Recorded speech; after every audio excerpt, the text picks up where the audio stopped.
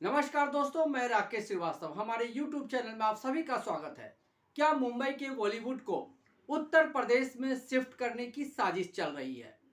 यह सवाल इसलिए उठ रहा है क्योंकि आपको याद होगा कि उत्तर प्रदेश के मुख्यमंत्री योगी आदित्यनाथ ने कुछ समय पहले जब महाराष्ट्र का दौरा किया था, तब उन्होंने एक जनसभा को संबोधित करते हुए कहा था कि हम उत्तर प्रदेश में फिल्म सिटी बनाएंगे और फिल्म सिटी बनाने के लिए लगातार वो प्रयास कर रहे हैं और उनका सबसे बड़ा निशाना मुंबई की बॉलीवुड को तोड़ना है। और मुंबई के बॉलीवुड को तोड़ने के लिए यहाँ डर और दहशत का माहौल फैलाया जा रहा है। यही वजह है कि एक के बाद एक एक्टर के खिलाफ हमले हो रहे हैं। इससे पहले सलमान खान के घर पर हमला हुआ था, उन्हें जान से मारने की धमकियां दी गई थी। उसके बाद बाबा सिद्दीकी की हत्या कर दी गई। आपको मालूम होगा कि बाबा सिद्दीकी बॉलीवुड में तमाम जितने बड़े स्टार्स हैं उनके करीबी रहे हैं और उनकी इस तरह से हत्या कर दी गई जिस तरह से ऐसा लगा कि इसे सोची समझी साजिश के तहत अंजाम दिया गया है। अब जो ताजा मामला सैफ अली खान का आया है उसने जरूर सबको चौंका दिया है। एक 12 मंजिल पर रहने वाले एक्टर के घर में रात के 2:30 बजे एक शख्स घुसता है और वो 6 बार उन पर चाकुओं का हमला करता है। इस दौरान न सुरक्षा व्यवस्था का पता चलता है, न ही उसकी अब तक गिरफ्तारी हो पाई है। सवाल ये उठ रहा है कि क्या ये सिर्फ एक शख्स भर का काम है या इसके पीछे कोई बड़ी प्लानिंग चल रही है। आपको याद होगा कि लॉरेंस बिश्नोई गैंग पिछले काफी समय से मुंबई में एक्टिव है और ये गैंग लगातार जो बॉलीवुड के एक्टर हैं उनको धमकियां दे रहे हैं। खास करके सलमान खान को धमकी दिया गया। कहा जा रहा है कि ये गुजरात की जेल में बैठकर तमाम तरह के हथकंडे अपनाकर बड़े बड़े लोगों को, खासकर सेलिब्रिटी को धमकी दे रहा है और धमकी देने के साथ ही उगाही करने के अलावा जान से मारने की कोशिश भी कर रहा है।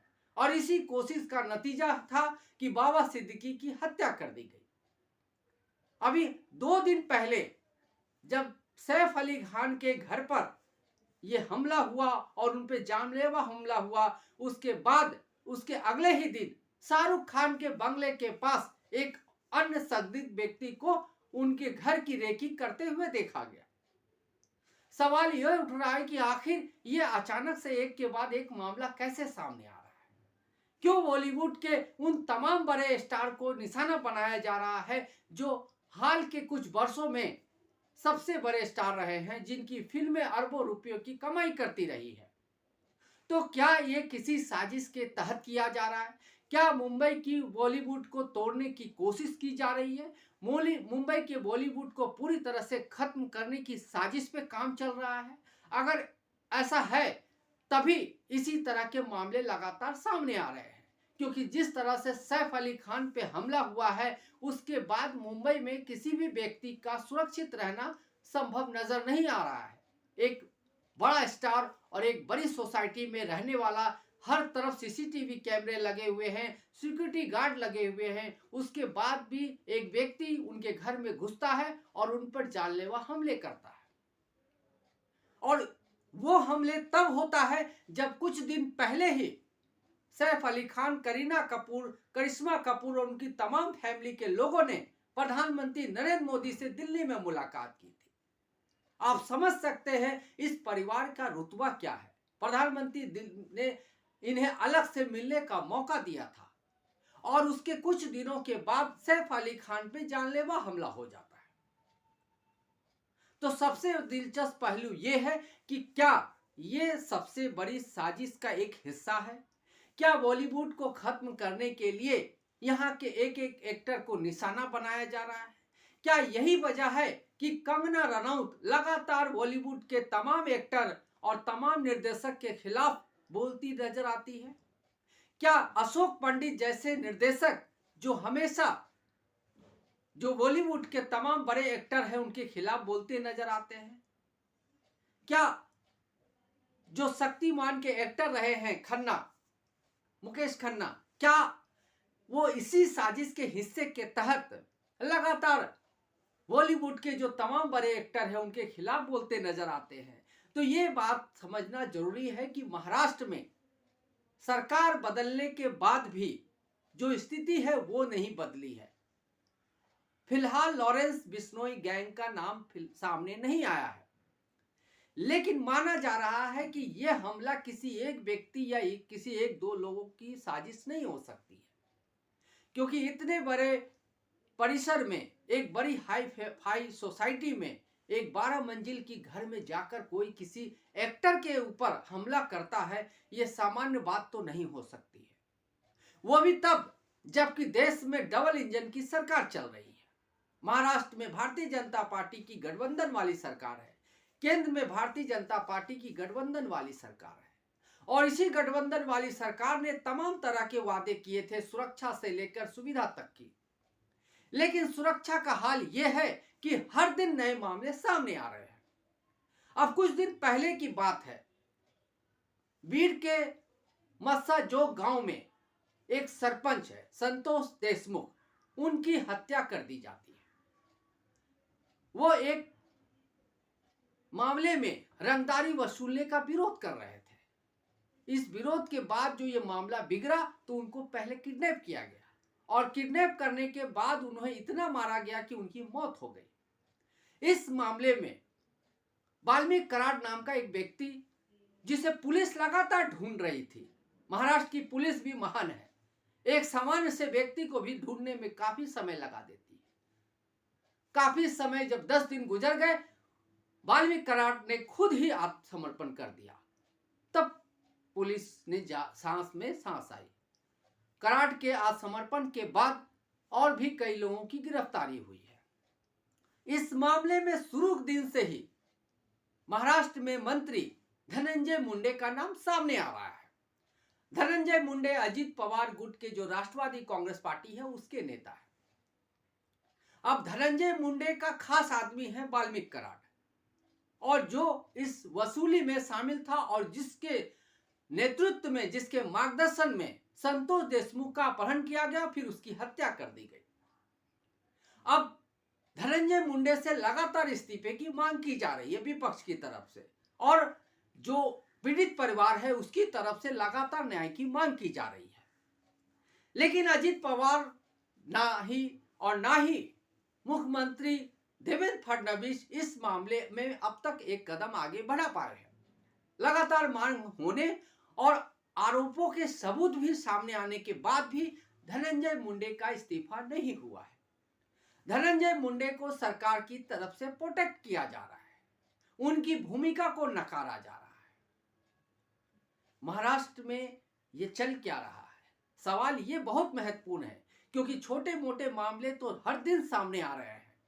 रेप, बलात्कार, दुष्कर्म, चोरी, डकैती, गुंडागर्दी, कोयता गैंग, ये तमाम चीजें चल रही है। इसी बीच में अब बड़े बड़े मामले सामने आ रहे हैं, और इस बड़े मामले में बड़े मंत्री का नाम सामने आता है, लेकिन सरकार की तरफ से कोई एक्शन नहीं होता है। आज भी धनंजय मुंडे अपने तमाम तरह के कामकाज कर रहे हैं। वाल्मीकि कराड की गिरफ्तारी के बाद उनके परिवार की तरफ से इसका विरोध किया जा रहा है और उसे पाक साफ बताया जा रहा है। लेकिन वाल्मीकि कराड के तमाम तरह की जो प्रॉपर्टी है, अब उस पर पुलिस ने और महानगर पालिका प्रशासन ने एक्शन लेना शुरू कर दिया है। इसी बीच सैफ अली खान पे ये जो हमला हुआ है, इसे कनेक्ट नहीं किया जा सकता है, लेकिन महाराष्ट्र में क्या चल रहा है उसको समझने की जरूरत है। महाराष्ट्र में आखिर चल क्या रहा है यह समझना बेहद जरूरी है, क्योंकि महाराष्ट्र को देश का सबसे सुरक्षित राज्य बताने की कोशिश हर बार देवेंद्र फडणवीस करते हैं, लेकिन हर बार वो गलत साबित होते जाते हैं। कभी बच्चियों के साथ रेप का मामला सामने आता है, कभी पहाड़ी पे गैंग रेप का मामला सामने आता है। कोयता गैंग तो महाराष्ट्र की सबसे बड़ी संस्कृति बन चुकी हुई है, जो पुणे में मौजूद है। हर समय कोयता गैंग वाले लोगों को धमकाते हैं, मारते हैं, सरेआम गुंडागर्दी करते रहते हैं। अब बीट का मामला आया है कराड को, कि कराड ने एक ईमानदार जो सरपंच है उसका किडनैप करवाया और फिर उसकी हत्या करवा दी। अब सैफ अली खान पर यह अटैक हुआ है। इसके बाद शाहरुख खान के घर की रेकी करते पकड़ी गई। इसके पहले सलमान खान को लगातार जान से मारने की धमकियां दी जाती रही। इसके बावजूद भी देवेंद्र फडणवीस और उनकी सरकार कहती है कि महाराष्ट्र देश का सबसे सुरक्षित राज्य है।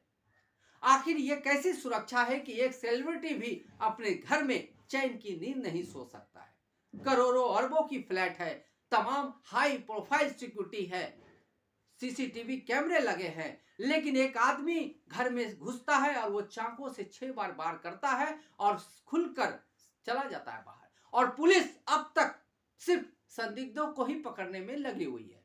मुख्य आरोपी अब तक उसके हाथ नहीं आ पाया है। तो समझना होगा कि जब महाराष्ट्र पुलिस इस मामले में फेल हो गई है अब तक, तो दूसरे आम लोगों का क्या होगा, उनकी सुरक्षा का क्या होगा। इन तमाम सवालों के बीच यह सवाल बेहद महत्वपूर्ण है कि क्या महाराष्ट्र को या महाराष्ट्र की जो छवि है उसको जानबूझकर धूमिल करने की कोशिश की जा रही है। क्योंकि महाराष्ट्र के साथ ये जो दो तरफा व्यवहार है वो आज से नहीं चला आ रहा है।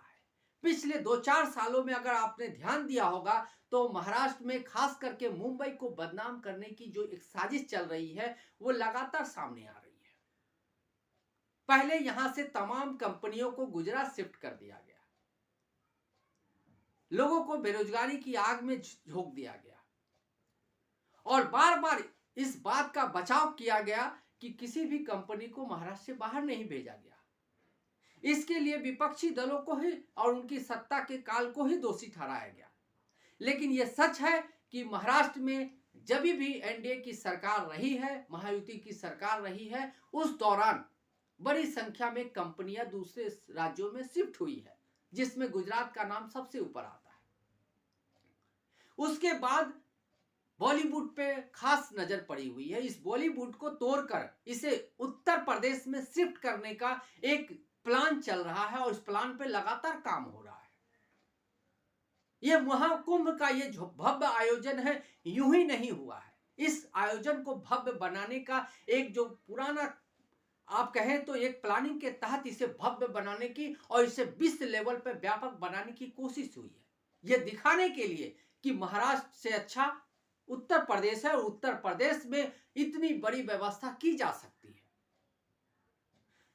बॉलीवुड को तोड़ने की पहले भी बात हो चुकी है, खुद योगी आदित्यनाथ इसकी बात कर चुके हैं और उसके बाद से लगातार बॉलीवुड के जो एक्टर है और जो डायरेक्टर है उन पे जो इस तरह से हमले हो रहे हैं। और कुछ समय पहले जब आपने सुशांत सिंह मामले में देखा होगा कि सुशांत सिंह का मामला सामने आने के बाद एक एक्टर पर गांजा चरस रखने पीने के आरोप लगाकर उन्हें गिरफ्तार किया गया, उनके कोर्ट में पेश किया गया और उस महाराष्ट्र में इस तरह की कल्चर को सामने रखकर बदनाम करने की कोशिश की गई। तो ये यूं ही नहीं हुआ है, इसकी प्लानिंग काफी समय से चल रही है और महाराष्ट्र से बॉलीवुड को खत्म कर उत्तर प्रदेश में शिफ्ट करने की जो साजिश चल रही है उसी साजिश का नतीजा है सैफ अली खान पे हमला। और सैफ अली खान पे यह हमला यहीं तक रुकने वाला नहीं है, इसके बाद भी और भी एक्टर पे हमले संभव है, क्योंकि ये प्लानिंग जिस तरह से चल रही है उस प्लानिंग का ही एक हिस्सा है, ताकि बॉलीवुड को इतना अनसेफ, इतना डरावना बता दिया जाए ताकि कोई भी एक्टर एक्ट्रेस यहाँ रहना पसंद नहीं करे और वो अपनी जगह शिफ्ट करना चाहे और फिर उस वक्त योगी आदित्यनाथ उन्हें अपने उत्तर प्रदेश में रहने की सुरक्षा व्यवस्था का भरोसा देंगे और फिर ये खुद ब खुद बॉलीवुड महाराष्ट्र से उत्तर प्रदेश में शिफ्ट हो जाएगा। ध्यान रखिएगा, ऐसा आने वाले दिनों में संभव है। आज के लिए बस इतना ही। अगर आप हमारे श्रोता हैं तो आप हमें जरूर लाइक और सब्सक्राइब करें। अगर आप हमारे चैनल को देखते हैं तो इस पर जरूर ध्यान दें और हमें सुझाव देते रहें कि हमें किस तरह का वीडियो बनाना चाहिए। तब तक के लिए नमस्कार।